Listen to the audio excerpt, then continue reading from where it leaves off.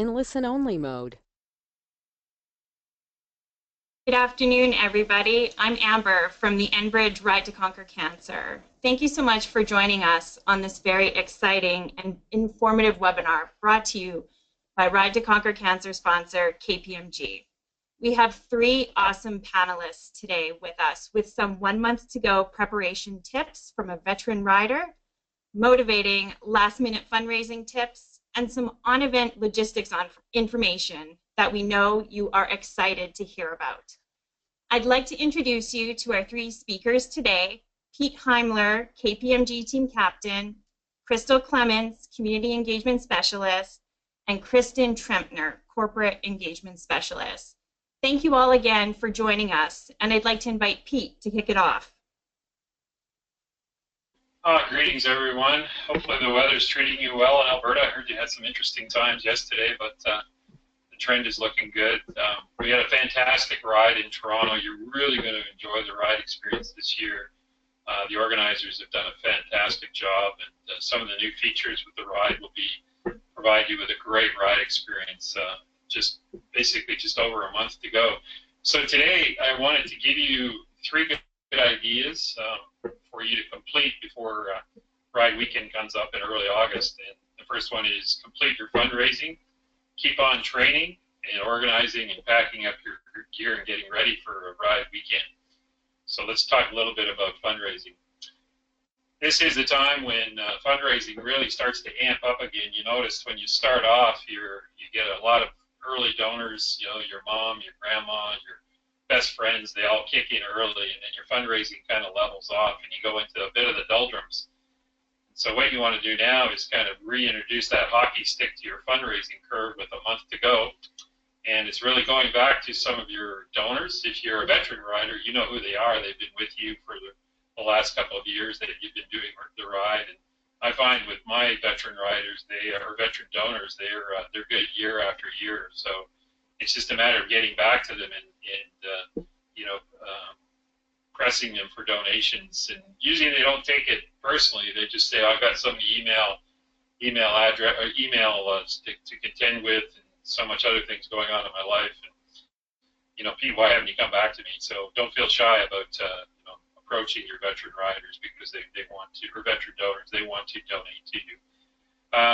If you have new donors, it's just a matter of making the case and telling them about the value proposition of all the great things that your cancer research dollars do for the Alberta Cancer Research Foundation. So, and there's lots of good information that you can get from the RIDE office to make that case. So it's press on. Sometimes personal sales too is really the way to go. If you can make the personal contact with folks, knock on their door, hang outside their office, invite them for a coffee. In this day and age of technology, some people really like the personal touch. A good chance to reconnect and hear about all the good things that you're going to do for the ride this year. Some of the other things that we've done too with the KPMG team is to create a bit of interdepartmental competition. We've got big audit, tax, and advisory practices, and we'll challenge those groups to see who can raise the most amount of money during the last month. So that might be something that you want to introduce into your workplace. I know friends of mine who ride, they'll have competitions for fundraising. They'll compete for the last month to see how much money they can raise. They'll put something on the line, like a case of beer or a night out for dinner or a movie night, anything like that, to kind of spur the competition. Sometimes they'll spin it into their training as well. So he or she who raises the most amount of money and logs the most training miles in a month is eligible for a award. We do we recognize our gold, silver, and bronze medalists for fundraising on the KPMG team. We do a special night where a team rally and dinner before the ride, and we honor the top three fundraisers on our team. So it creates a bit of an incentive across our team to get out there and do the fundraising. Kristin is going to talk to you a little bit more about fundraising tips as well. She's got some great ideas in her toolkit. I'll push on to the next slide. So I wanted to give you a couple thoughts on training. We're in a very critical period now. But, most people say, wow, the ride has crept up so quickly, and I can't believe we're month away from hitting the road. So there's still a lot of opportunity to make up for any kind of training that maybe you didn't get around to in the past couple of months. But at this point, you should be really thinking about 2 to 4 healthy rides a week. Normally, what I do is I'll ride like on a Tuesday and Thursday night, and then I'll save up for a couple of longer rides on the weekends. On a Saturday morning, I'll go out with the team, or a Sunday morning, and we'll put in some serious miles over the weekend. So you can do shorter rides during the week, like the 25, 30K, 35K ride, and then on the weekends, really push it out a bit. Probably a month out, I'd be looking sort of in the range of maybe 60 plus K on the weekend, just to get the feel for being in the saddle for that couple of hours, which is important. Particularly if you're a new rider and you haven't had the experience of a long distance ride, what you want to do is build up your psychology of being in the saddle for 2-3 hours at a time. The only way to do that is to do the extended ride on the weekend. So this is where you should be at now. One thing that's really helpful is when we train by ourselves, we don't tend to go as hard.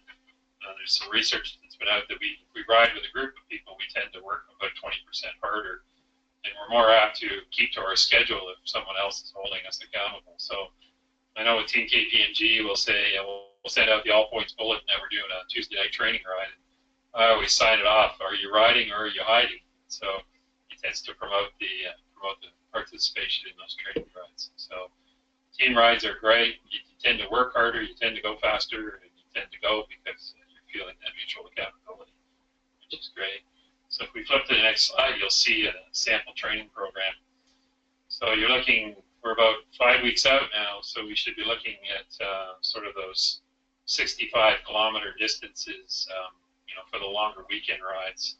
Midweek, you can do 30, 35K, and that would be good. So we just sort of drew this up for you when you're looking at your training over the next month. So looking at 4 weeks out, you should be up to about a 75-kilometer distance on the weekend, and then moving it up to, if you can push it up to over 80 as you're getting into kind of those final couple of weeks before the ride, that would be great. And as I say, it'll really help your psychology with being in the saddle that long. So this is a prescription. It's not etched in stone, and if you do 70 to 80% of this long ride schedule, you'll be more than prepared for the ride, and you'll feel really good on ride weekend if you do stick to the schedule. It's good also at this time of year in Alberta because you're going to experience all kinds of different weather, and you shouldn't use weather as a deterrent because you never know on ride weekend. We can have sunny days, we can have rainy days, we can have windy days. So it's good to go out and train in all kinds of conditions. So don't use weather as a deterrent to put off your training. Go out and practice in all kinds of conditions because, as you know, in Canada, you can never predict what the weather will be like on ride weekend. In Toronto this year, we thought we were going to be in for some really wicked thunderstorms on the Saturday morning. Luckily, most of the rain blew through on the Saturday or on the Friday night, but we did experience some pretty high temperatures. So I know some of our people were feeling the heat a bit during the day. So as I say, it's good to get out and practice in all kinds of conditions. So if you do have a warm day, go out and bring lots of fluids with you. You may want to consider some extra electrolytes to boost up your potassium and sodium levels while you're training in the heat, and just get used to that endurance in the saddle, whether it's sun, rain, or shine. Those are all important tips. If you're kind of confined to the gym or to spin classes, a 145-minute spin class is equivalent to roughly a 20 to 25 kilometer ride. So you can gauge your indoor training in accordance with the schedule that we've laid out for you here. It's really important too not to just ride on the weekends. Like try and get out 1 or 2 nights a week on the road, and we've got a crew that goes out. They do about between 30 and 38 kilometers on a Tuesday and Thursday night. Not everybody makes the Tuesday and the Thursday, but people do try to make at least 8 Tuesday or a Thursday night ride, and then complement it with a couple of rides on the weekend. And that crew is in, I would say that they're all in pretty reasonable shape, and they had a very successful ride here in Toronto this year. So stick to the schedule, and it'll prove worth your while come ride weekend. Okay, we can flip to the next one. Okay, just wanted to give you a couple of tips on gear. One thing that's really important is try and confine all of your gear to a single carry-on duffel bag. It makes your life very easy. Make sure that you don't pack anything in your gear bag that you want to take with you on the road that day on the Saturday morning. I've had people leave their ride shoes in their overnight bag, and then they put it on the truck and had to go back and hunt for their ride shoes because they forgot to pull them out of their bags. So simple tips like that are very important. You want to make sure that you've got your helmet, your good sunglasses. If you've got interchangeable lenses on your sunglasses, like for dark days, rainy days, or just overcast days, make sure you bring your lenses with you, and make sure you pack your overnight gear if you're sleeping over, at base camp. You want your pajamas and your t-shirts and your shaving kit or your whatever you're going to bring with you for that night. That's important. You should bring a reusable water bottle. The ride is cup free this year, so if you're looking for drinking water, make sure you've got your water bottle with you, which is important. There's a very good section on the ride website called the What to Pack Checklist. This is it here. It gives you all kinds of great things. What I do is I take this What to Pack checklist and I tape it to my duffel bag before I pack it, and I just go through it. So it's got the cycling equipment. It talks about having my bike in good shape, my helmet, my spare inner tubes, my tire levers, my cycling gloves, all those sorts of things that relate to the bike. It's got my clothing, my t-shirts, my cycling shoes, my regular shorts, my cycling shorts, my socks, my underwear, my pajamas, all those things that I need to have a comfortable stay at camp. It includes first aid, whether it's your sunscreen, whether it's your special prescriptions for meds, your aspirins, bandages, lip balm, insect repellent, all those great things that you need. And then if you're camping, it includes things like the towel, the sleeping bag, your pillow, your pad or your mattress for the tent floor, and then finally all the toiletries that you'd expect to bring, whether it's your toothpaste and your deodorant and all those wonderful things that you need to just be a fine, good-looking rider on Sunday. So these are all important things. But use this; it's a really handy checklist. It's proven. We've built it up over the years, and it's become a mainstay checklist for the Ride to Conquer Cancer in all locations across Canada. So that's all good news. The other thing that I wanted to talk to you a bit about was the condition of your bicycle. Often we'll see riders struggle with mechanical issues on the ride, mainly because they didn't take the time to really tune up the bike prior to the ride. What I normally suggest is get the bike into your bike shop a couple of weeks before the ride. Have them tune it up, and if you leave it to the bitter end, sometimes you take it to the bike shop and they'll tune it up, but they won't do it correctly, and you'll end up on the road with derailleurs that don't work quite right, or brake calipers that are sticking, or all kinds of things. Maybe your saddle isn't correctly adjusted, or you might have a bit of a warp in your back wheel or something that they didn't get around to. So I usually take it in 2 weeks before, have them check it all out, then I road test it to make sure it's working right. And if there's any issues, I go back and say, you might want to tune up my back wheel a little bit because I noticed it's a little bit out. So that's just a really healthy tip. The other thing is that some of the bike shops get jammed up with Ride to Conquer Cancer riders, all racing to do kind of the last minute bike tune-ups. And the one shop that I go to just outside of Toronto, man, they've got like 100 bikes in there 2 days before the ride, and they're just racing to get through the work. So my view is if they're racing to get the work done, they might not be spending the quality time with your bike. So it's important that you get it in early to have them check it out. There are some really good videos that have been produced by Narco Canada. They're our bike sponsor for the Ride to Conquer Cancer, and they've got all kinds of helpful tips on how to change a tire, how to go through a kind of a checklist on the condition of your bike, be it your wheels, be it your brake calipers, be it your derailleur, adjusting certain components on the bike. They've got a whole series of videos, so they can be very helpful if you are a bit of a do-it-yourselfer and want to tune the bike yourself, or if you run out of time and you just can't get to the bike shop. It's a once-over, really quick checklist to give you a kind of an early indication that your bike is in pretty good shape for the ride, or it may need some tender loving care before you get out on the ride.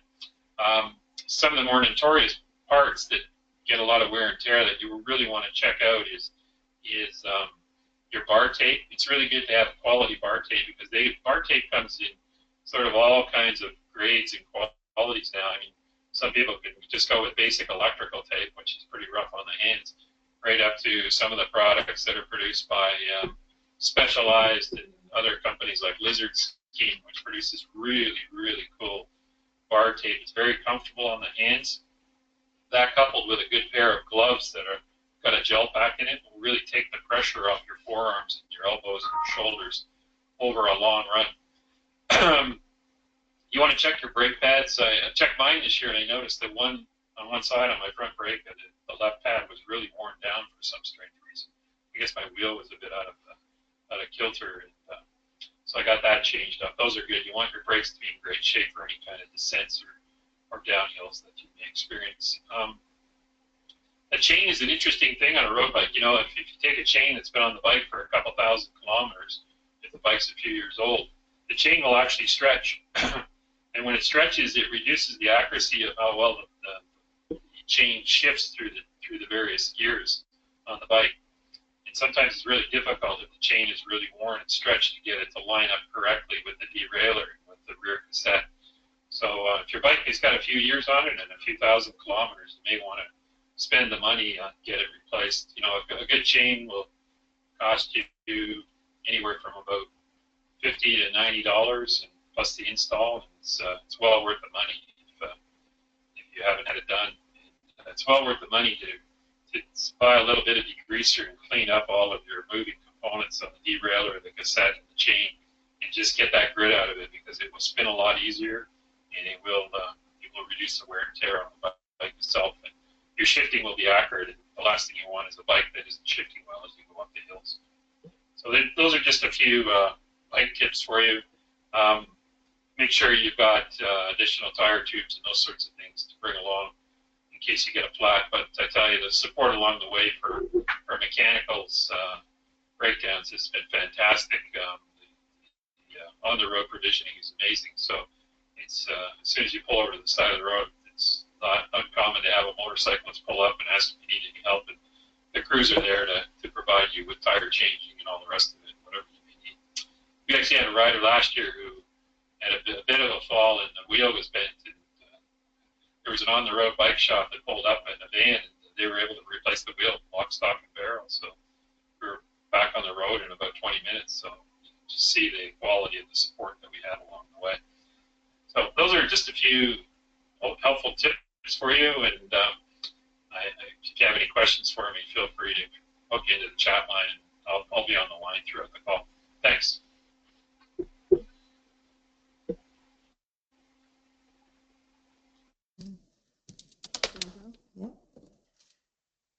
Hi everybody, I'm Clements. I'm here at your ride office as a community engagement specialist, and I'm going to talk a little bit about fundraising on the home stretch.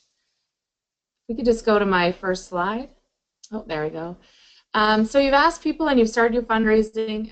Don't be afraid to ask again. Sometimes people just forget, like Pete said, you know, they get busy, they open the email, and then they click it and think, oh, I really want to donate to that, and then they forget about it. So don't be afraid to ask again.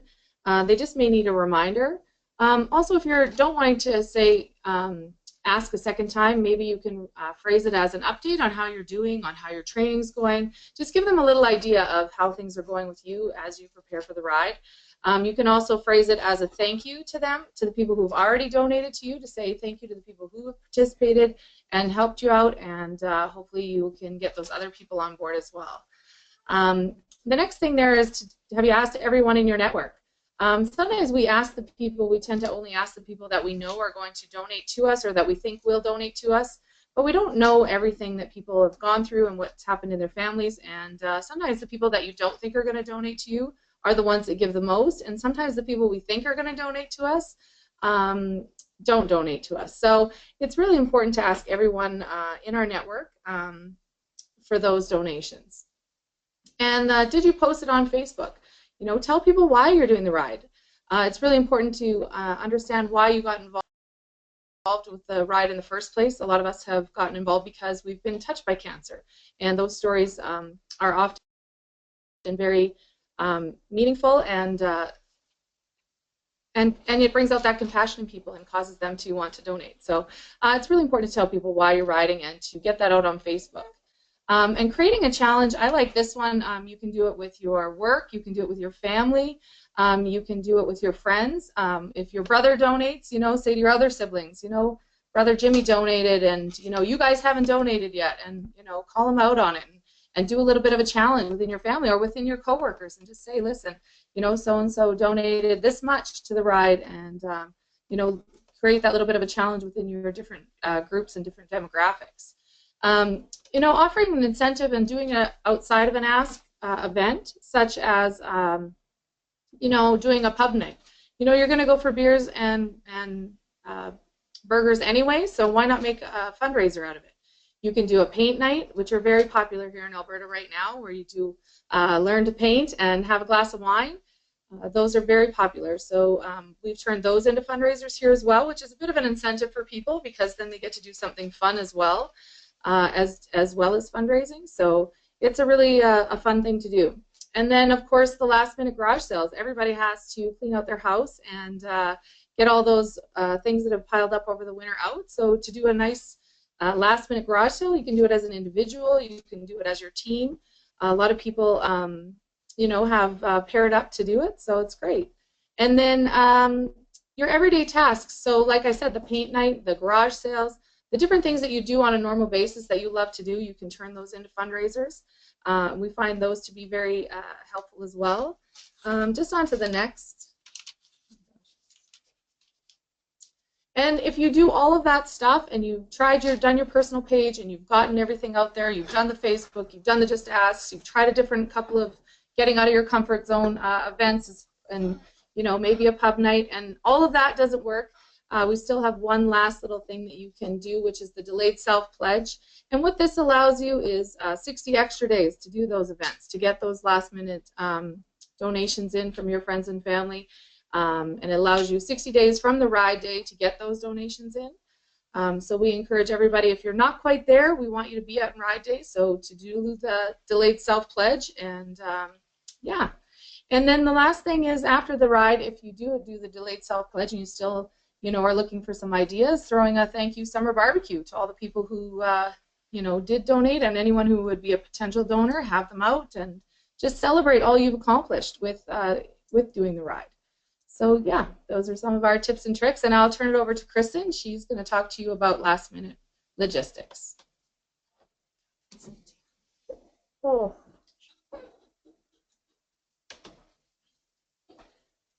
Good afternoon, everyone. I'm sure I've met a few of you out there. You might have some new riders, some old riders, and I'm excited to talk to you guys about the actual event itself. Give you guys some updates on what's going on our end. So let's talk about online check-in first. I'm sure most of you got the emails. Online check-in, definitely make sure you do it. It's open and ready to go. So online check-in's deadline for getting your package mailed out is going to be July 25th. So you'll receive your check-in kit, you're going to get your jersey. I know you saw Pete wearing that jersey. It looks pretty good this year.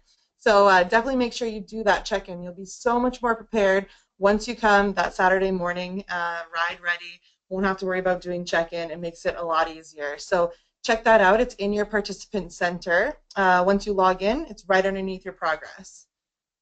So check in online by August 3rd. So if you don't do it by July 25th, you can still do it up to August 3rd. It just means that we won't mail your package out. So not a problem. You can still come on Friday to bike drop-off, and you'll be able to pick it up, and you'll be good to go, again, ready Saturday morning for a nice early start. And you won't have to worry about anything. Just makes it much smoother for you guys. You got a big challenge coming up. So 200 kilometers, the last thing on your mind is picking up your packet. So make sure you do that online check-in prior to July 25th or August 3rd. So check in on site on August 6th, as well as the day before, so Friday. So you can check in on site on Friday and Saturday, August 6th, if you choose that option.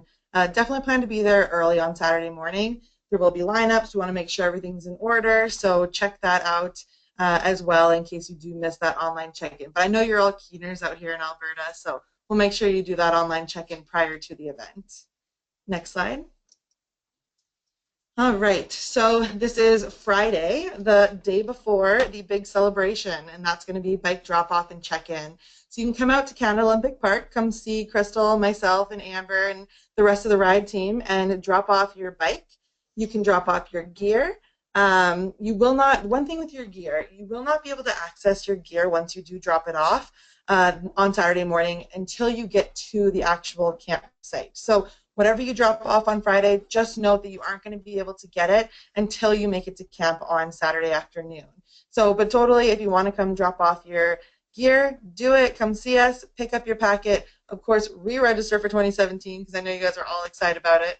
But yeah, come see us. It's from 2 to 7 on Friday, and it'll be a really fun time to get excited. And again, bike drop-off is going to be a totally secure place. We'll have your bike plates on it. Your wristband will match your bike plates. So we'll know whose bike's whose, and we have 24-hour security watching those bikes. It just makes it for a really smooth start on Saturday morning. All you have to do is show up, get yourself some breakfast, have a stretch, and then you're ready to go. So definitely take advantage of check-in and bike drop-off on Friday. So start location. No new start location, but new start time. So it is at Canada Olympic Park again this year. I mean, what better place to start than the Olympic Park? Breakfast, though, is going to, so our start time has been 1 hour earlier.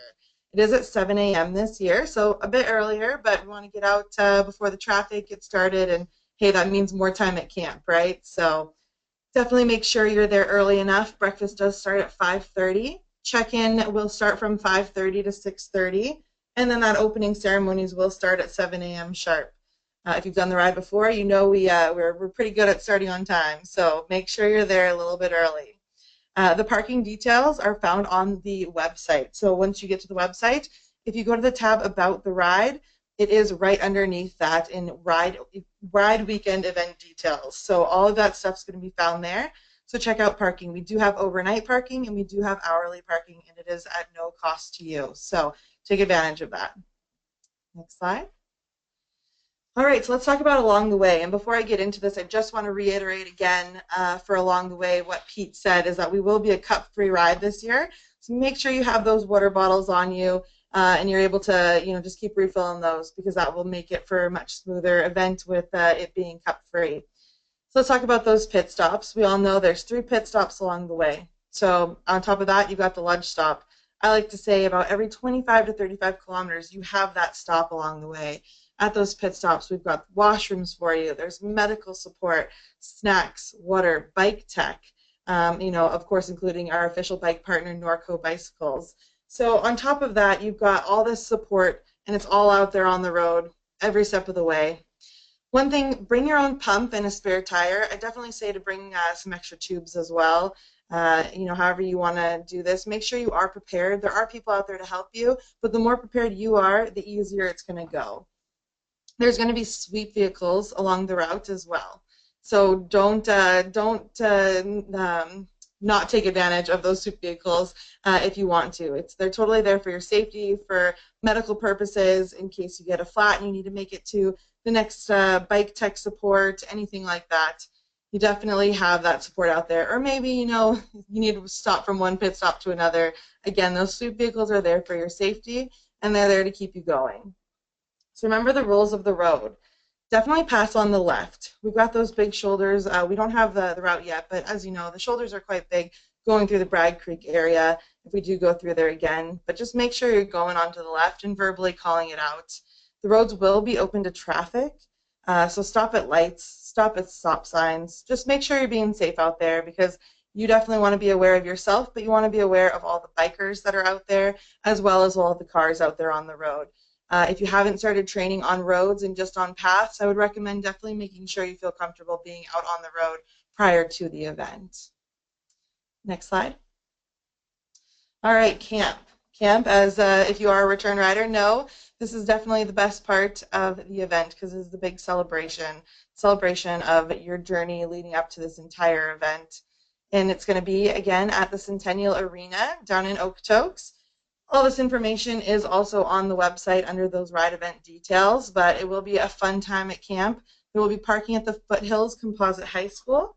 Additional parking is available in front of Okotoks Centennial Arena, as well as in the surrounding community area. So again, this is a first come, first serve basis for parking. So if you're kind of coordinating parking with other people, definitely make sure you get there early and get the spot you want. Next slide. Okay, so camp details.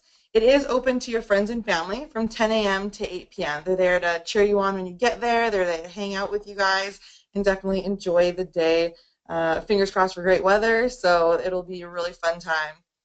There's going to be showers on the event, steam whistle. Sumac Ridge is our wine sponsor this year, so definitely celebrate. A couple drinks on us and let the night run, because it is a great time to celebrate what you've been able to accomplish leading into this. On top of that, it's a little man-made city, as you know.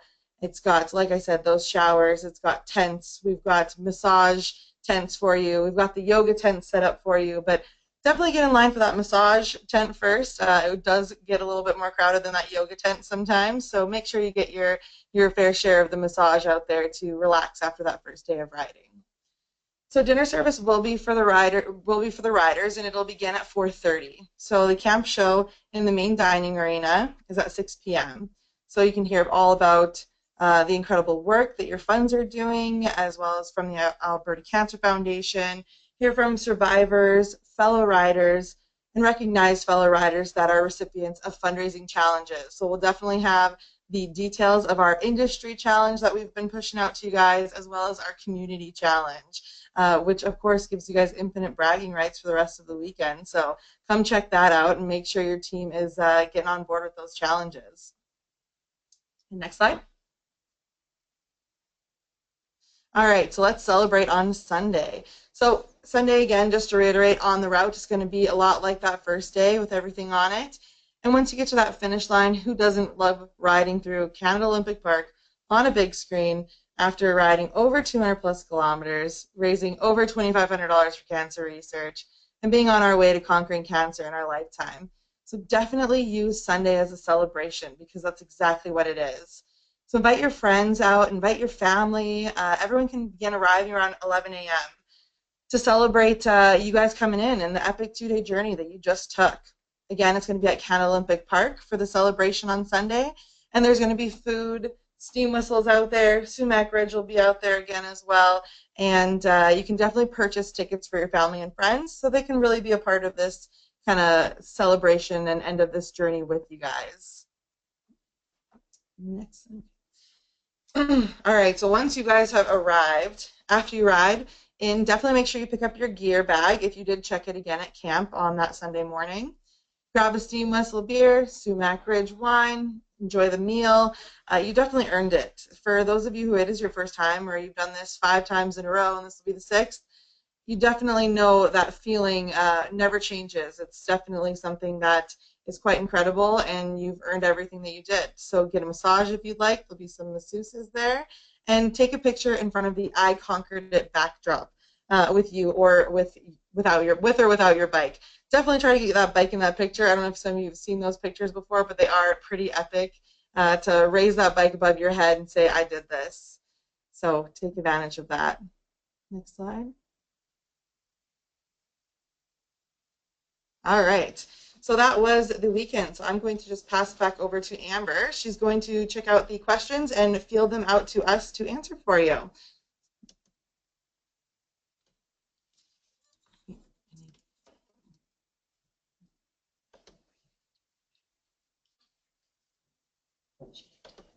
Perfect. Thank you, Kristin. And thank you again to Pete and Crystal for joining us as well.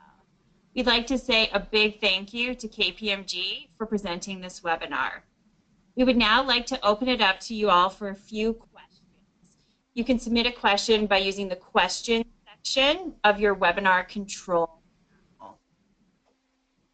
All right, so the first question we have is, where exactly on the website is the what to pack? So Kristin? All right, so on the website, the what to pack, it is under the part, when you go there, go to About the Ride, and check out under there will be the event weekend details. What to pack will be right under there. Perfect. Next question. Will this webinar be available to watch later? Yes, the webinar will be available to watch later. We are recording this. It will be on our YouTube channel as well as our Facebook page. So check that out once we get it loaded afterwards. We'll post it shortly after.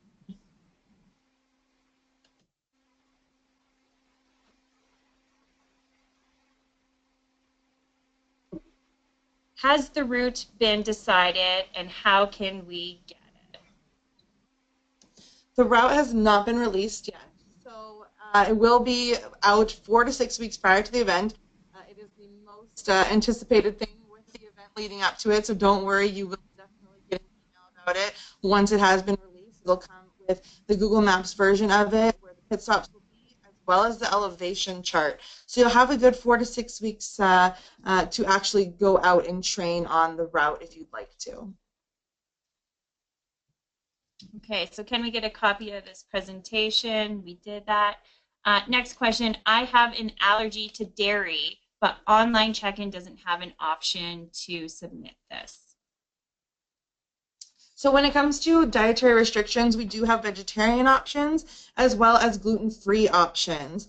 If there's something specific, and we should be able to, we'll definitely check on this for you, but we should be able to have some things that are dairy-free. However, if there is something that you need specially for yourself, whether it's for lunch or for dinner, we do have places for you to drop that off. We can make sure your lunch is at your lunch stop if it is that. But again, we can definitely confirm later. We'll take your name down that we can, if we have dairy-free options in the setup. However, it's not something that we will accommodate for. So if it is something that does kind of not work for you, you can definitely pack your own lunch and we will make sure that it's at the lunch stop for you.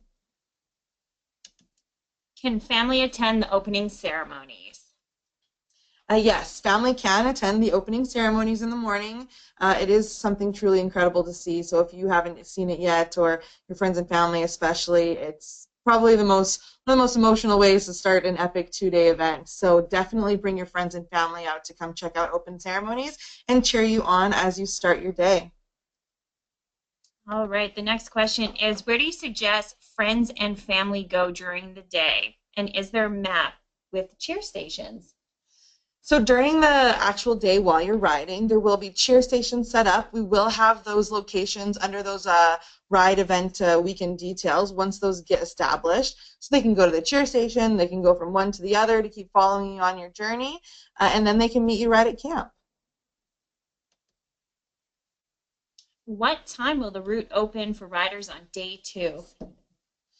So it's actually a staggered start on day 2. So you will have the option of leaving camp in between 7 a.m. and 8 a.m. So it really depends on when you wake up and want to get going, but it is pretty strict in between that 7 and 8 a.m. leave.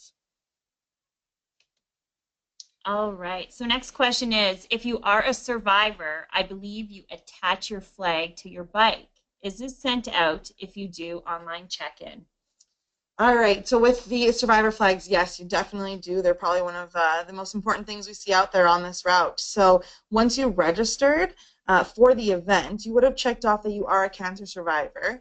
And then when you do your check-in or bike drop at the event, we will give you that yellow flag. It is quite large, so we can't mail those out, but it will be there waiting for you at the event, and we have someone there to help you attach it. And this last question, I believe it is a comment from Mary Beth, but she lets us all know that she sends out a newsletter and that it doesn't matter if they've donated once years ago, they still get her newsletter. So that seems to have ended our question period. Again, I wanted to thank you. Oh, sorry, we've got one last one about the cheering stations along the way. Yes, so there will be cheering stations along the way. Those actual points have not been set yet, so you'll just have to wait, and they will be uploaded onto that ride event weekend details page, but they will be able to check out those stations and cheer you on along the way. Perfect. All right, everyone, thank you very much for joining us. We hope that you have a great rest of your day, and happy riding.